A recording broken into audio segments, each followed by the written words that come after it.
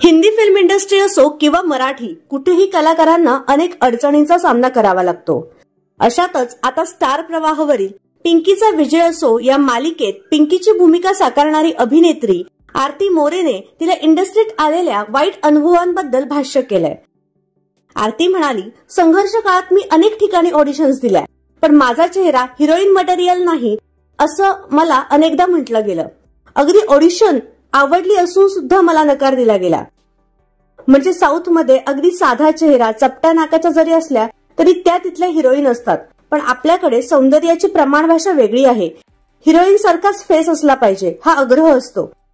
रोजच्या व्यवहारातले चेहरेही हिरोईन सारखे असू शकतात, त्यामुळे मला नकार पचवावे लागले आहेत।